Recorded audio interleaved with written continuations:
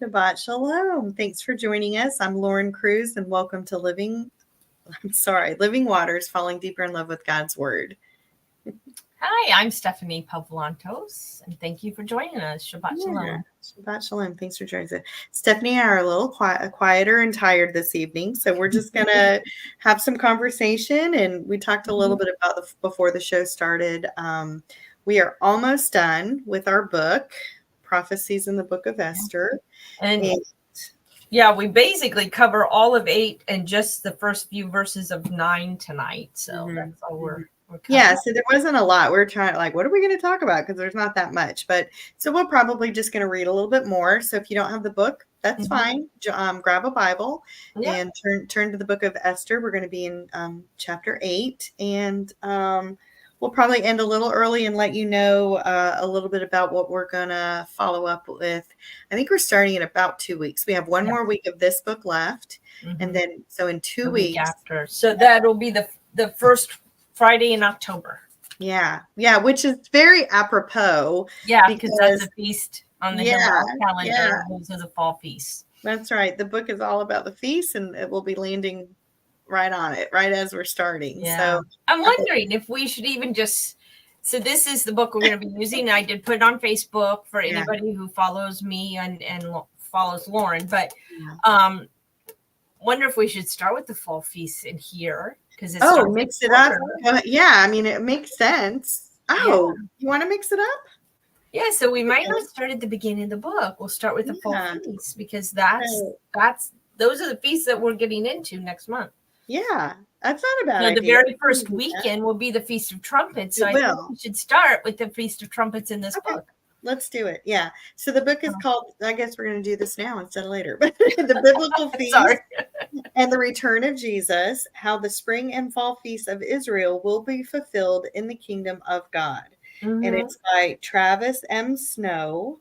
And it just really talks about the second coming, and which, spoiler alert, everybody is quick to jump on no one knows the date or the time or the hour. And I mean, that's a very common phrase that's used in the Feast of Trumpets.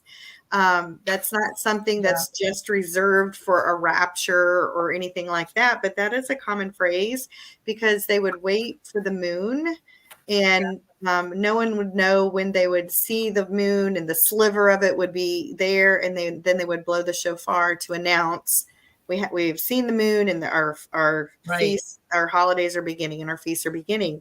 So, I mean, that's not a Christian term. It's not a rapture term. It definitely means the Feast of Trumpets. And so everyone, says we don't know the day or hour, but we do know the seasons, and we do know what Yeshua has fulfilled up to this point. And so we have to pick up at the fall feasts for him to fulfill the remaining 3. I think there's 3 or 4 that he still has yet to fulfill. So, and he actually says none of them, all of them will be fulfilled at the time, even Passover. We think about Passover already being fulfilled. Yes. But actually, there is still a fulfillment for the end times. So we're at the return.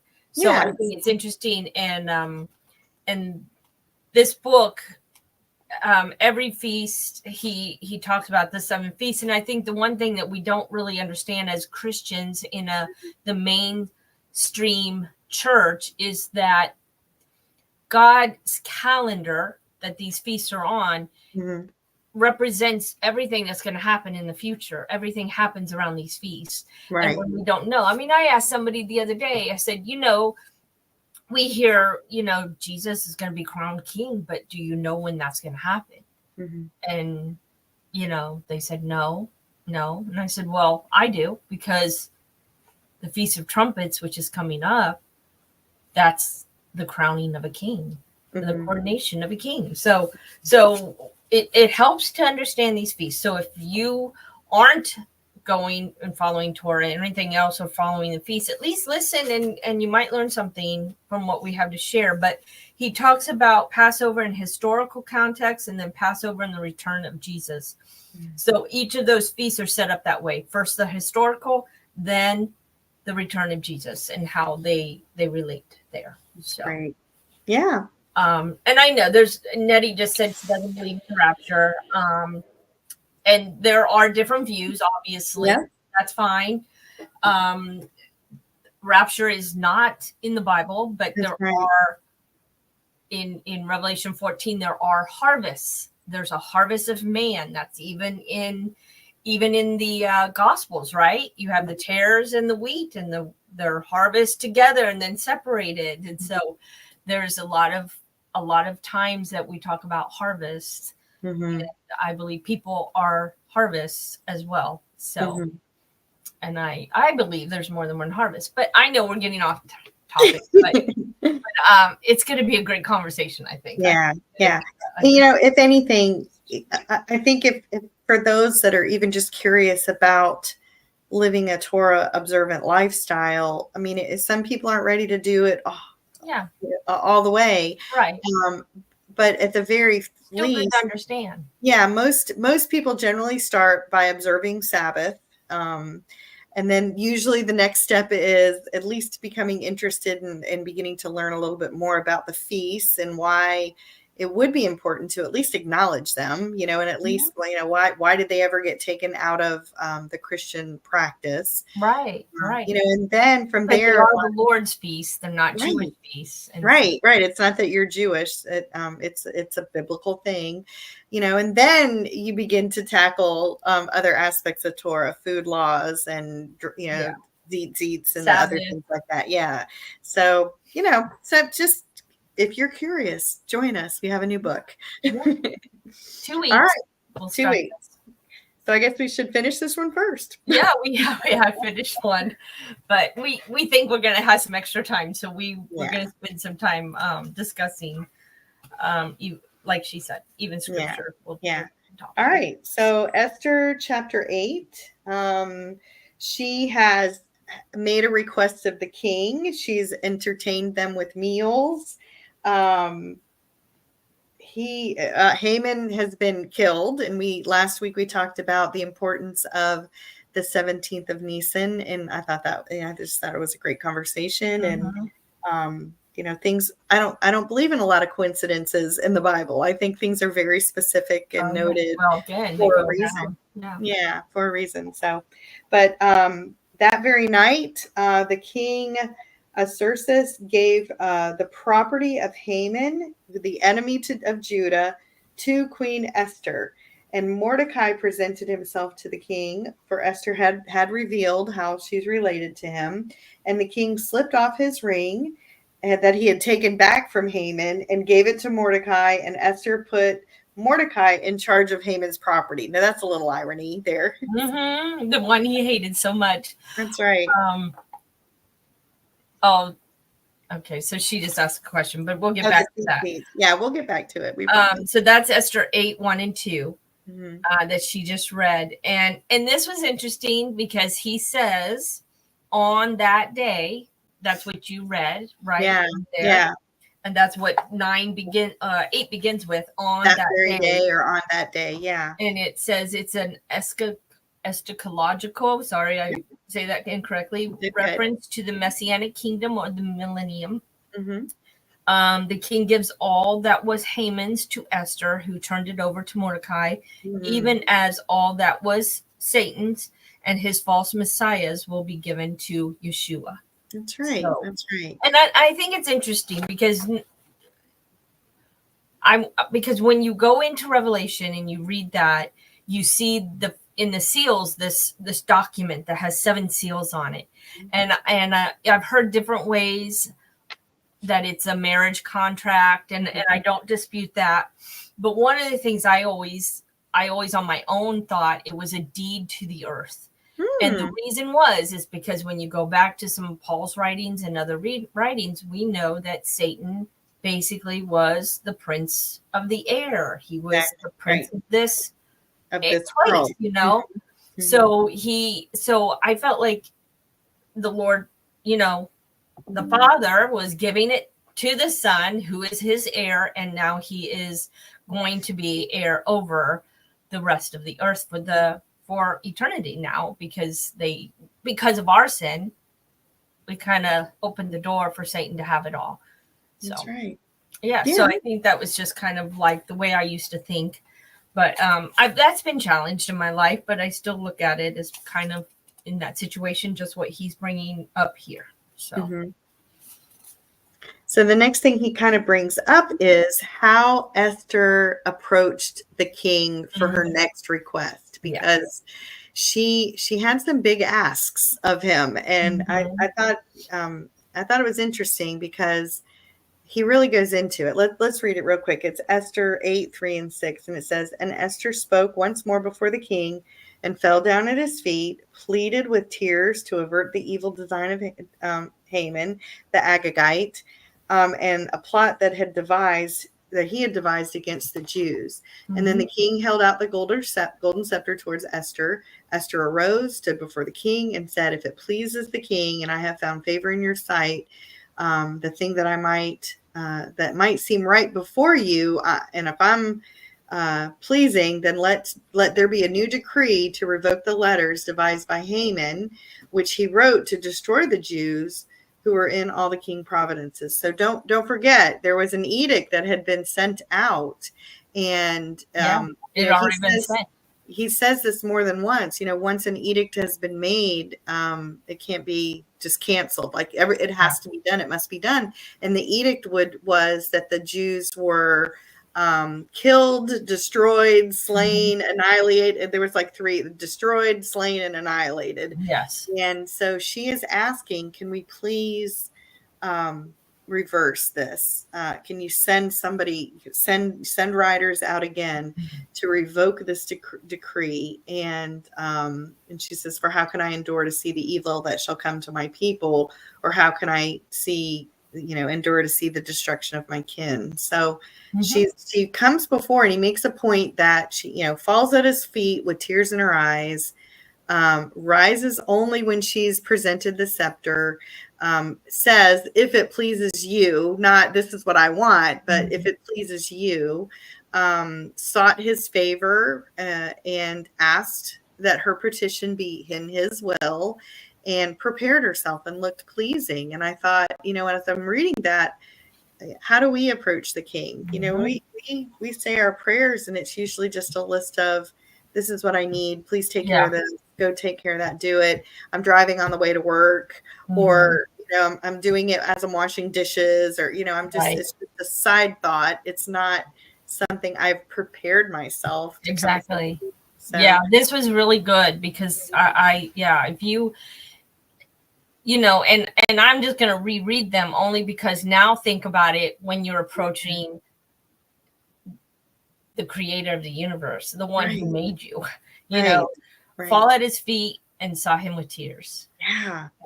She, rise only after the scepter was presented. And I know that's a little hazy, but, when we're praying, if you really think about it and, and I believe that, approaching, fell at its feet. I think we've gotten away from like really getting on our knees. Faces. I mean, how many times? Even faces. Yeah. I mean, you prostrate. There are times when you lay prostrate in prayer, and it doesn't happen very often. Yeah. But we don't do that. But humility, right? Many of us. Now, I'm not saying all of you out there, but I know some humble people, but for the most part, I don't think our society is very humble. Right. And I can think of the term, the veil has been removed. We have access to the throne. I mean, we do. Through Jesus only. Through Christ alone. It's not that we can go barge into the throne of God. We can't. We speak to our advocate who is at his right hand. And because we read the book a while ago that actually said that was a idiom when it says that we approach the throne with grace. We approach the throne of grace. That's actually an idiom that means stopping at the curtain. Well, which curtain?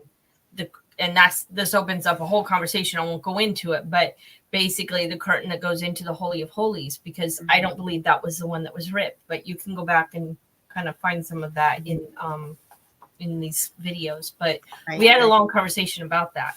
So it's so she just goes, or he goes on in the book.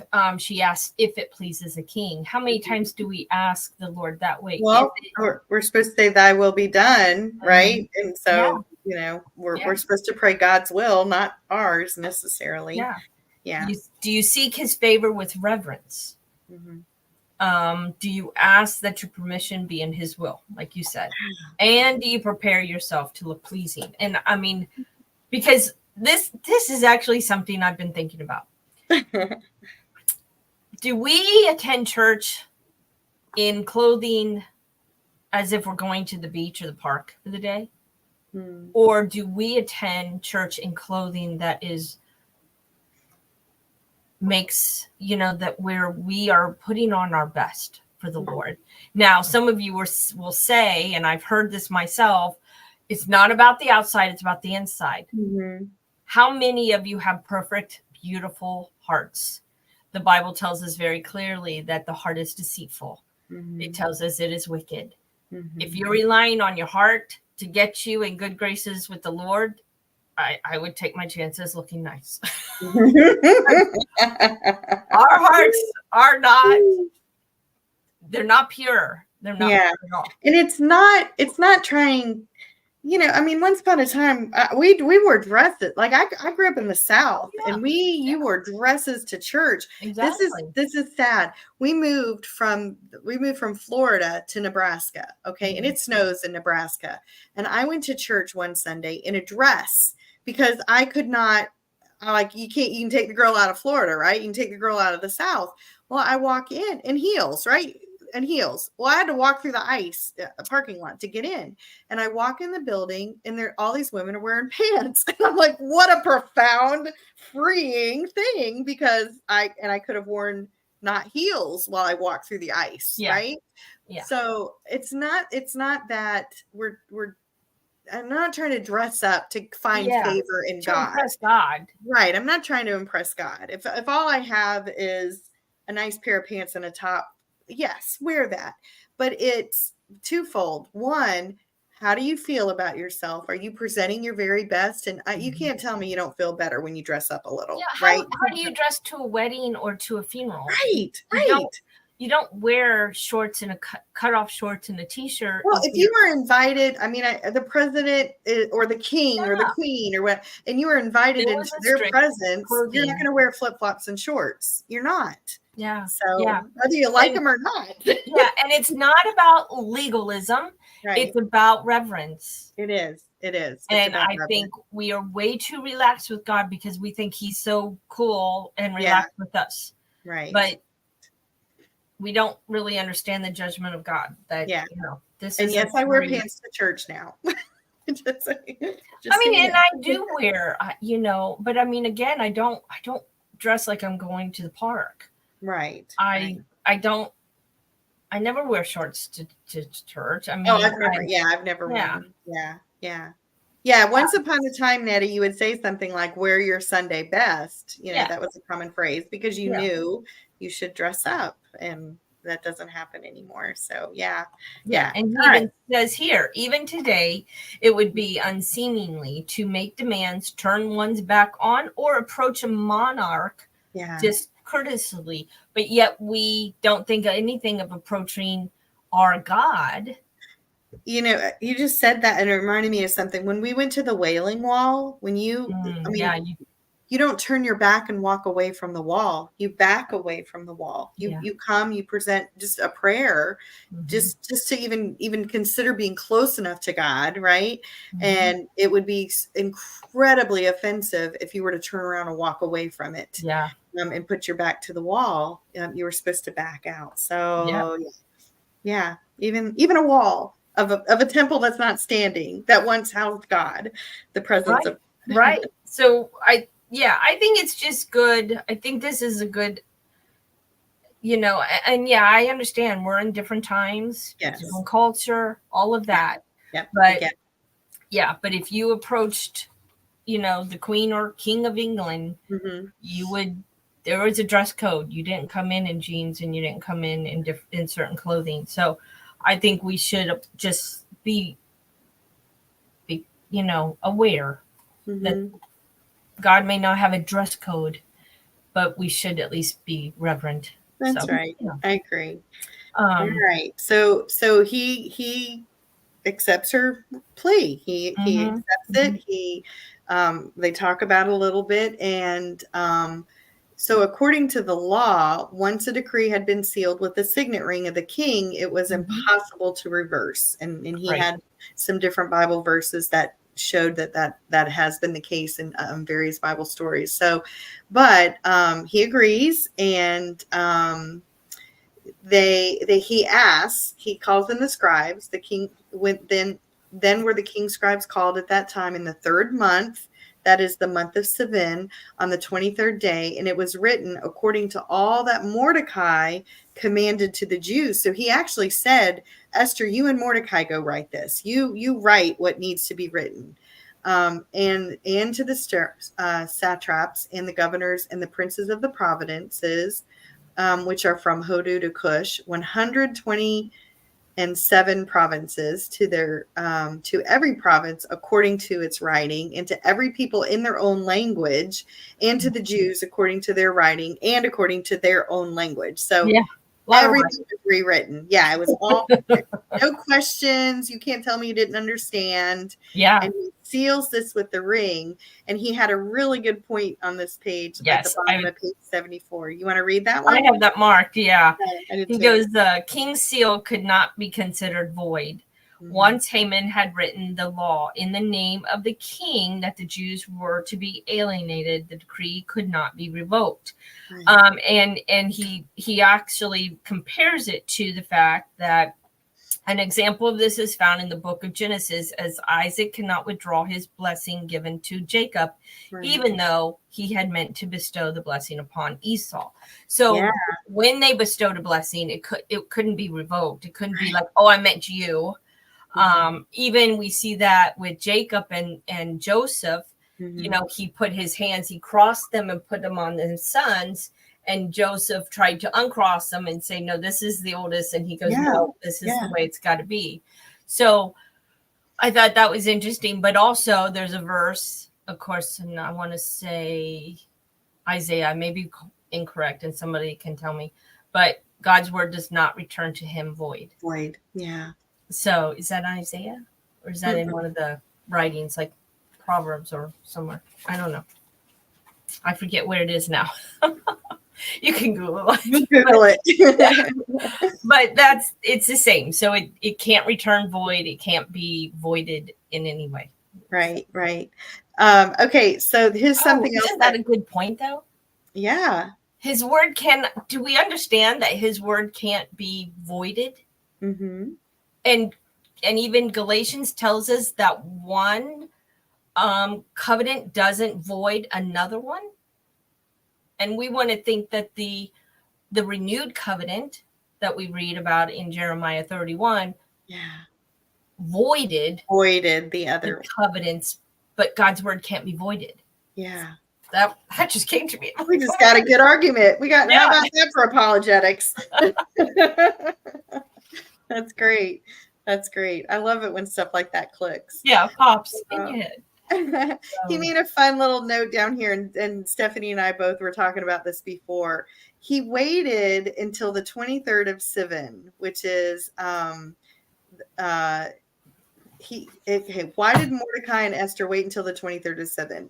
More than 2 months. They waited 2 months to write their decree and send it out, right? So the decree had gone out. Remember, what the Jews were not supposed to be annihilated until the 12th day of the 12th month. Okay, so they had time. There was a little bit of time. We're only in the first month here. And so they waited a couple of months to re-decree. And it says the rabbis taught that this allowed the original couriers of Haman to return from their trip of the 13th of Nisan. Yeah. And then by using the same couriers, they just gave them fresh horses and told them to get back out there. This would thereby reinforce the validity of the decree of Mordecai and communicate effectively through this extensive empire the change of events. I thought that was great. So. Yeah. And then it says there in Esther 8, 10 through 12, and he wrote, And I guess we're talking about Mordecai. So I thought this was interesting. Yeah, this is what Mordecai wrote. It's not just the destruction of the Jews is over. I mean, they took it a little bit farther. It's not just hold your horses, don't kill the Jews. There was a lot more added. Yeah. So it says he wrote in the king's name and sealed it with the king's ring and sent letters by couriers on horseback, riding on the swift horses used in the royal service, bred from the royal mares. By these, the king authorized the Jews who were in every city to gather themselves together and to stand for their life, to destroy, to slay, and to annihilate. What's the word? I can't even say it. Annihilate. Sorry. There's the 3 again. Yep. Any armed force of any people or providence that might attack them, infants and women, and to plunder their goods. Their goods. Sorry. And on one day in all the providences of the king on the 13th day of the 12th month, which is the month of Adar. Yeah. So this is like in all these providences, 127, they were allowed to gather together, to stand for their life, to destroy, to slay, and to alienate. I can't say it. Annihilate. Oh. Yeah. Okay. Which are, by the way, those are the same words used that the Persians were supposed to do that to the Jews. Right. And so they flipped it. And again, we talked about the threes. There's threes repeated over and over and over again in this chapter, in this book. I'm sorry. Because now they're able to defend themselves. Right. And because, I mean, you have to wonder, did they know this was coming before? Like, it sent it to the providences and all the people of Babylon. Mm-hmm. But would the Jews have even known the attack was coming? I'm curious. I don't know. Yeah, because they may have been caught off guard. Mm-hmm. And now they're all prepared. They know. Yeah, they know. Yeah. I don't know. That's interesting. It's a good point. It didn't really say either way if the Jews knew. I would assume that they would. The notes wouldn't, like, this stuff would have not gone to the Jewish people in these provinces. Yeah. They would have had no idea it was coming. Right. So at least given the heads up, this is going to happen. Uh-huh. And you have the authority to defend yourself and to destroy, slay, and annihilate anybody, any armed force of any people or providence that might attack. So it's covered. Yep. You have the right. Yeah, and I think it's interesting. They even wrote in, not only do you have the right to defend yourself and attack, you have the right to plunder, but they chose not to every time. And that's why I stopped there, because if we keep reading in 8 and 9, even especially 9, it says over and over that they had no hand on the plunder. They laid no hand on the plunder. And it says that over and over in 9. And that's a really good point, because it wasn't about the plundering their enemies. It was just about destroying their enemies. Right. And defending themselves. Yeah. Not being weak. Yeah. And this is just like so, it's also so current event, right? It is. I know. And we're talking about these things, and I mean, in the back of my mind, I'm like, okay, Iran is behind this, and that's Persia. I mean, it is Persia, and how Hamas attacked them on a day. And I mean, you have to understand, I heard this video, and this is so frustrating because we're kind of ignorant of world history and everything else. And, but I mean, there's a lot of people who don't understand who the people are, and Hamas, where they come from, and they're not Israel. Hamas is not Israel. They are, they're actually part of Persia, or what we call Iran. They're funded by Iran. And so it's just that we don't even know. And they think, I don't know. I saw some guy talking, and he was asking everybody, say a gay woman, a lesbian, and he was like, do you realize about who do you think Hamas is? And they're like, oh, well, they're the good guys. They're the ones that are trying to get rid of Israel and what they're doing. And he goes, but do you know that if you went over there to try and help Hamas, that you would be killed yourself for being a lesbian, because they don't accept, they don't accept any of that. They don't accept Hamas. They don't accept women. They don't accept gay men, and those people mean nothing to them. They just would easily be killed. And she's like, no, I didn't know that. And but we're coming up on a year almost of that attack, and they're still dealing with that, and they're still trying to get out from underneath their enemies. And so Nettie says that she believes Hamas was created by Israel. I don't really see it that way. You're entitled, to your beliefs, but I just I'm not sure about that. But so anyway, I think it's an interesting conversation, but to realize that they have been under attack since they became a nation, right? And not in 1948, but before that. So. Right. All right. Well, the next chapter was talking about justice, and we're not really going to go too far into it. I think we're going to just kind of finish off reading chapter 8 and set us up a little bit for chapter 9, because the next chapter is actually kind of interesting. We were like, we want to get into it, but we don't want to get into it yet.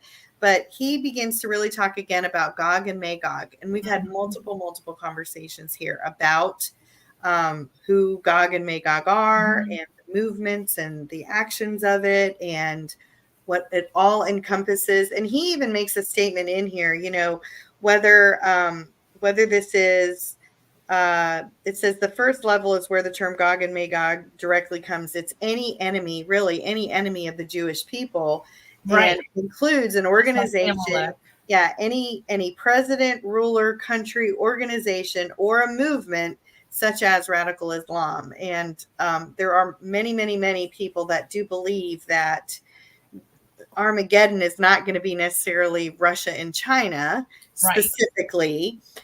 They very well could be part of the battle, but they'll join in. It's like Satan joins in when we're attacked. He's going to join. He's going to bring other countries to help. But But I think, and I do believe this. I do believe it is going to be spearheaded from a Muslim radical Islam ideology, only because if you look at history, this has been who has wanted to destroy Israel from the get-go.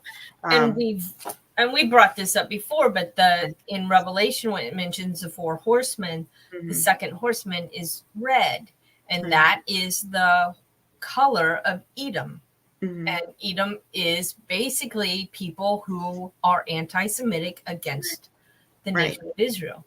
So it's very interesting when you start understanding some of the symbolism and what it means. So Right.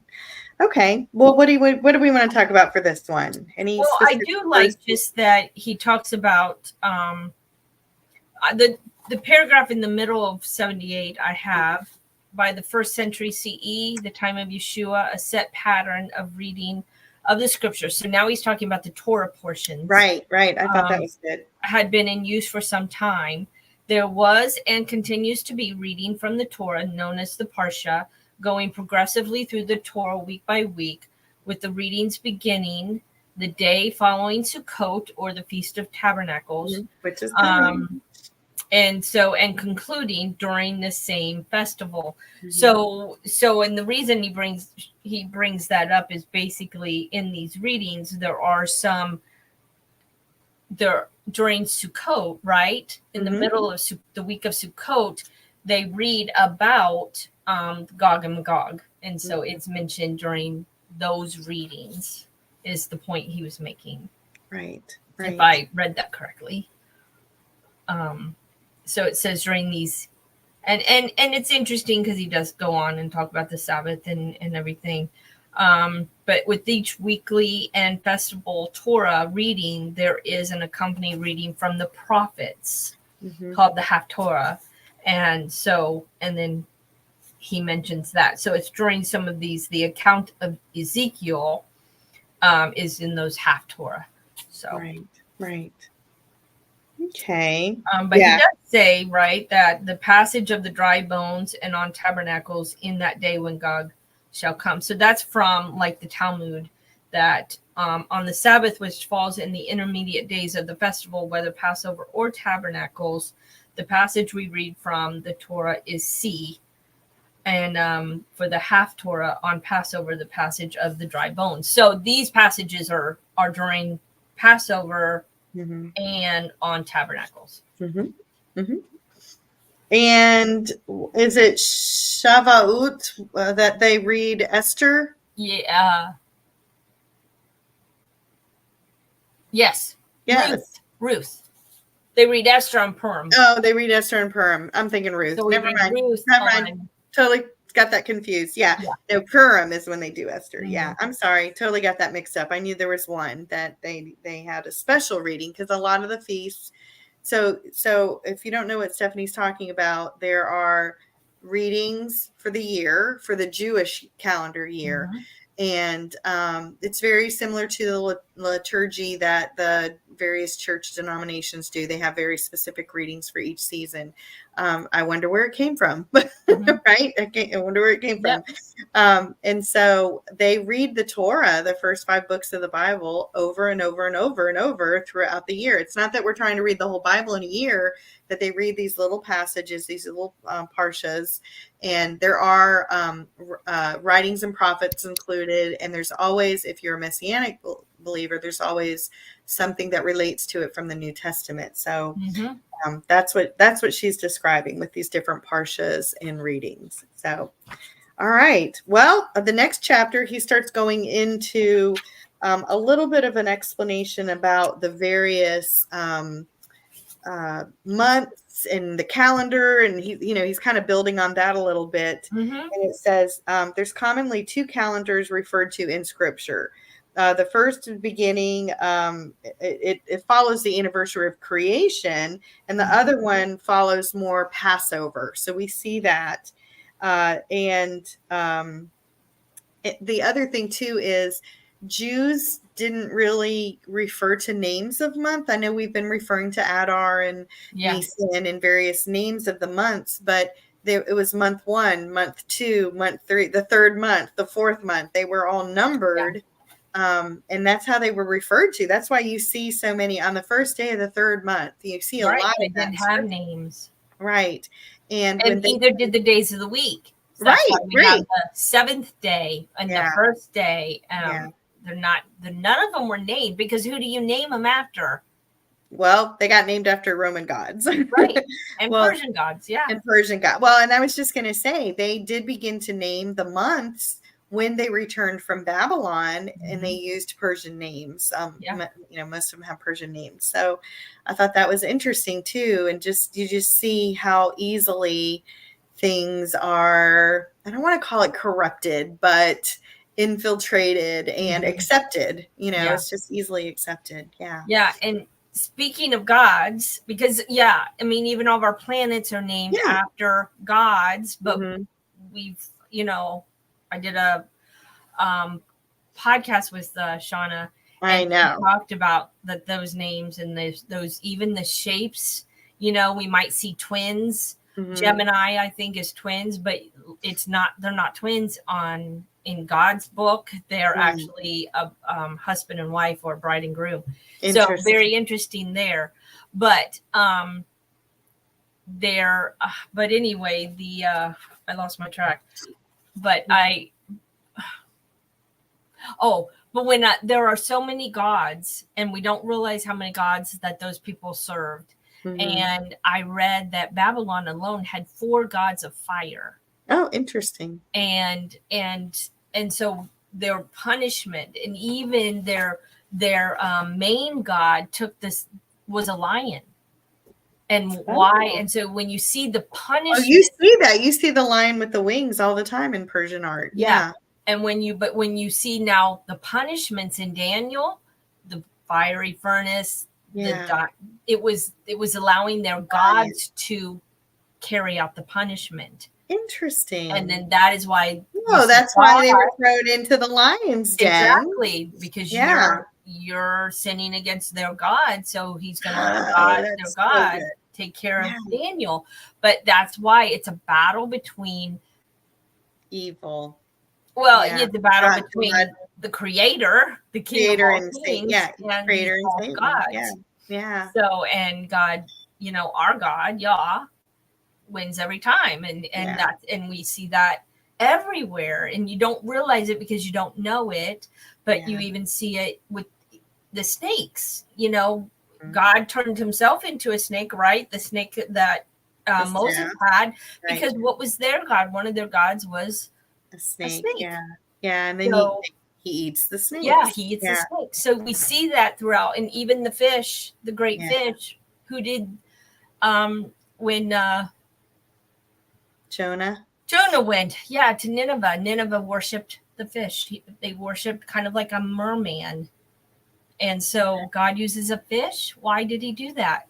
It's to fight that God. Mm-hmm. It's to defeat that God, really, not just fight, but defeat. That's good. So it's very interesting. Yeah. It's very okay. I'm going to bring this up since we're kind of talking about the gods and everything. So I was reading a commentary before about some of the traditions of the book of Esther, and it said, because there's different ways. It says that very day, King Ashura gave property, and it says the king extended the golden scepter. So it's a different reference. We have the king, and then we have the king named, and the commentary was saying that anytime King Ashura is identified by his name, the book is referencing that king. Right. But anytime it's Ha-Melech, which is the king, it's actually referencing how she is approaching God, and she is approaching. So for her to approach in humility, with tears, with, she wasn't just going before her husband, she was going before the throne of God. Right. And so there's different references. So I'm just challenging you. Next time you read through the book of Esther, track the names and track the identity of who's being honored, who's praying, to whom are they praying to, who are they speaking? It's really good. Keep track of it, because I think that might change how you approach. Is she really talking to her husband in this case, or is she just praying? And I think that could change a little bit of how you approach the book. So I thought that was interesting. Yeah. Yes, and that is really cool. And here, when we're on this chapter 10, called Redemption, it says that the calendar itself is a tool of God to teach the eschatology of what will happen. Right. Then the attack of the Jews at the end of the religious year during Adar is actually a picture of what will happen at the end of days, just before Messiah returns, bringing the prophesied peace. Right. And you can't help, October 7th last year was right in the middle of it was actually the day after one of the, what was Sukkot? Yeah. So, for him to make a statement like that, and then we see the events of October 7th from last year. Again, I don't think it's coincidence. There's no coincidences in the timings and the calendars. Yeah. So, interesting. Yeah. All right. So I think, unless there's anything else in that chapter, I think we're sadly. Well, I'll see if I have what I have. Because he does, he mentions, again, he's on page 86. He says, following Yeshua's resurrection, his fame spread, and he's comparing that to Mordecai, that his fame spread. Right. And then it's, excuse me. Thus the Jews, and this is Esther 9:5. Thus the Jews struck all their enemies with the stroke of the sword, and slaughter and destruction, and did what they could to those who hated him. Hated them. And then he goes on to Zechariah 14. Do you want to read some of that? Yeah. So what he's doing in this chapter is he's really starting to tie together some of the prophecy. He's been saying how the book of Esther is such a prophetic book for Messiah. So really in this chapter, he's starting to really pull in how these characters are types. And it says, so this is Zechariah and Malachi, he mentions here at the end of this chapter. So this is Zechariah 14, 1-9. It says, behold, the day of the Lord comes, and the plunder taken from you shall be divided in your midst. For I will gather all nations against Jerusalem to battle, and the city shall be taken, and the houses rifled, the women raped, and half the city shall go into exile, and the remnant of the people shall not be cut off from the city. Then shall the Lord go forth and fight against those nations, as when he fought in the day of battle, and his feet shall stand on that day. So again, on that day, we've got that phrase again, upon the Mount of Olives, which is before Jerusalem, on the east, and the Mount of Olives shall be split in the midst towards the east and towards the west. And there shall be a very great valley, and half of the mountain shall be moved towards the north, and half of it towards the south. And you shall flee to the valley of the mountains, for the valley of the mountains shall reach to Azal. Yes, you shall flee. Just like you fled in the earthquake in the days of Uzziah, king of Judah. And the Lord God shall come, and the Holy One's with you. And you shall come to pass on that day that you shall not be bright light or thick darkness, but it shall be one day which shall be known to the Lord, not day, not night, but it shall come to pass. And at evening time there shall be light, and it shall be on that day that living waters shall go out from Jerusalem, half them towards the eastern sea and half them towards the western sea. In summer, in winter shall it be, and the Lord shall be king over all the earth. On the day the Lord shall be one, and his name is one. That's a great passage because, and if you know the history, Uzziah was not a good king. And we see this even in it's Isaiah 5, where in the days of Uzziah, the Lord came to Isaiah. Remember that passage where he sees that the train of his robe is in there. And so this is the same Uzziah, and Uzziah was a wicked king. So it's interesting. And again, I encourage you to go back and read in Kings and Chronicles about these kings and leading up, because a lot of judgment took place because of these kings. Okay, I'm totally going down the rabbit trail. You can't just throw out the train of the temple about Uzziah and not tell them what that means. Oh, you can go ahead, because you have to go to Isaiah. When a king conquered another kingdom, he would take the robe of the king that was conquered and attach it to his robe. Yeah. And so his robe would get longer and longer and longer. Well, this is when Isaiah is saying, and I see the Lord on his throne, and his throne fills, his robe fills the temple. What it's saying is he's the ultimate conquering king, and even a king like Uzziah can be defeated, and the Lord will have the long train filling the temple, because he will have conquered all the kings prior. Right. So, it's neat. But it's very interesting to go back and understand these kings and what they've done. And I'm not sure, wasn't it at the beginning? But anyway, that was just a comment here. I was trying to figure out. But he says then another passage of scripture, and since we have time, I'll read it. Okay. Directly relates to the victory of the Jews over their enemies as the kingdom and as redemption comes. This was written by the prophet Malachi. For behold, the day comes, it shall burn like an oven, and all the arrogant and all who do wickedly shall be stubble. And the day that comes shall burn them up, says the Lord of hosts, so that it will not leave them root or branch. But to you who fear my name, the Son of Righteousness shall arise with healing in its wings, and you shall go forth leaping like calves from the stall. And that's really a cool saying there. And you shall trample down the wicked, for they shall be ashes under the soles of your feet on that day that I do this, says the Lord of hosts. And so let me just give you a little bit of real life thing. When you open the doors and let those animals out in the morning, they are hopping and they are jumping. They are so excited to be out and to be being able to run around. And we saw it from our goats, our sheep, and I'm sure cattle do it. And I actually have seen that. And so that's why that is such a interesting analogy. You know, you'll go forth leaping like calves from the stall. because they're happy. They're happy to go. Yeah, they've They're been happy. delivered. They've been oh, she said about the robes. Yeah. So it says, and you will trample down the wicked.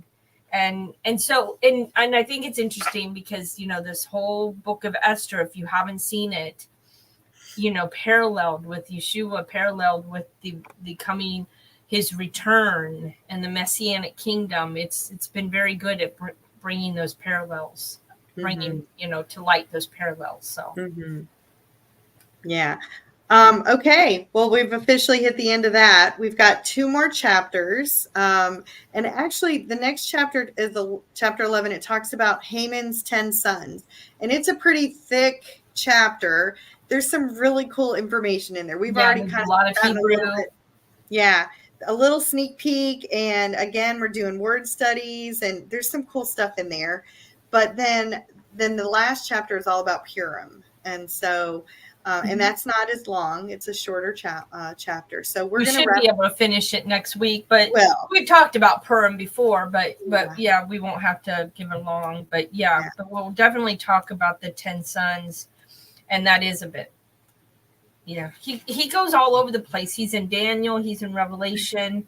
He goes back to Esther. He goes to Romans. He goes to New and Old Testament. He's going back and forth. Right. So, and if you don't know, read Esther 9 and you see where the 10 sons are killed, and all of that. So, I would encourage you, read ahead, because chapter 9, we're going to get into a little bit. We'll dig into some word studies and things like that. And then it says Esther 10, but literally Esther 10 is like 3 verses. I know. So it's nothing. It's more about Esther 9. It really is. So we're really just going to dig into Esther 9 and to be able to. It's almost, 3 verses. So there's nothing there. It's not going to be much of anything. But do read ahead. Read chapter 9 and come back and be ready for our discussion. Just be familiar with what's going on. Yeah. The spoiler, Haman has 10 sons, and they all die. And we didn't even realize this as we were preparing tonight. We're like, oh, they're all named. So of course, the nerd, I'm going to look up every name. We're going to talk about what those names mean and see if we can get any insight for that. So it's interesting. Yeah. All right. We still have a little bit of time though, Stephanie. We're not quite done yet. We have about 4 minutes. Well, again, to anybody who came late, yeah, this is the book we're going to start in 2 weeks. We're going to finish Esther next week, start this the week after. So the biblical feast and the return of Yeshua, Jesus. And so I think we'll be getting a little bit into Revelation and into some of the prophetic books. Yeah. So just it's 11 chapters again. So we typically do about a chapter a week. So this will probably get us in through the end of the year. The first one is every feast is about the future. Passover in a historical context. So we get that. Passover and the return of Jesus. The Feast of Weeks in a historical context. The Feast of Weeks and the return of Jesus. The Feast of Trumpets and the trumpets, atonement, tabernacles. So we will probably start with the Feast of Trumpets, because that is the one that starts in the beginning of October. The first weekend in October is when first Friday is when we'll do this book, and that's the weekend of the Feast of Trumpets. And so that's chapter calendar. Yeah, it's chapter 6. So we're going to start dead in the middle of the book. So I don't know. Do we want to? But do we want to talk about? Should we talk about every feast is about the future? We should probably do that one first. Yeah, we need to do that one first, but maybe we can kind of summarize that. Okay. Because I really think we need to start with I would really like to start with the feast, but we can discuss it. We don't need to discuss it now. We'll talk about it. But but it's interesting because he does talk about the calendar in here, because again, we look at our own calendars and think, we know what's happening, we know what's going on, or we want to predict what's happening. But unless you're on, in the same mindset that as far as we can be with the Bible, and knowing that things go on God's calendar around his feasts. Right. And we can't really we can't really understand everything unless we get the right setting. Mm-hmm. And there are, and even Shauna admits, there's what, seven different calendars. So who knows? Who knows which one we're on? Which one we're really on, and that's a whole debate. And for the Lord, another when He returns, He'll put it all right. He will. It'll all be on because we will. Excuse me. I got myself choked up because we will be doing these feasts in the millennial kingdoms. Right. Excuse me. And I just wanted to show. Nettie said, "I have seen that movie." I have too. I used to actually, Nettie. I teach English in high school and junior high, and I actually would show that movie, The Boy in the Striped Pajamas, at school. So kids have no idea. And the missing years that she's talking about, if I understand her correctly, there's because of the change of the calendar, because the Jews, when they put their calendar together, they do not include Yeshua because they don't consider him the Messiah. So there are years that are not accounted for, that we understand because Messiah is there. So they actually say that we're actually closer, where the Jews might have is what I think it's supposed to be 58 something, right? I want to say 5873, but I could be wrong. Yeah, I think it's more like 75 or whatever. But anyway, we're actually closer to 6,000 than we realize, because if you put back in these years that they left Messiah, and again, it depends on what calendar you're on, Nettie. Right. Yeah. Nettie's keeping track. She's doing better than I am in keeping track on it. So, yeah. But there are some who say that we're in like 58, 83. Right. So there's different people who have different calendars, and some say and why this is important. I mean, this is totally aside, but some believe that we're only going to make it to the 6th day. Yeah, 6,000, because then the next 6 to 7 is the Jubilee. So right. All right. Well, who knows? We'll see. We'll see if Yeshua returns in the fall with the next feast, and we'll figure it all out then. We will. We'll give you all the answers. That's right. So Shabbat Shalom. Have a great evening. Enjoy, guys.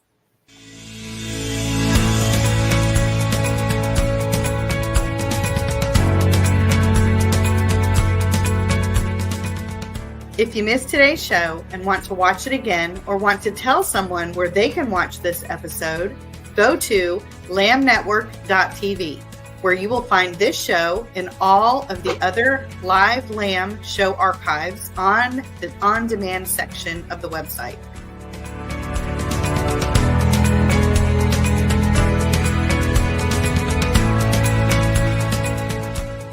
Thank you for watching, and don't forget to tell someone about the Messianic Lamb Network.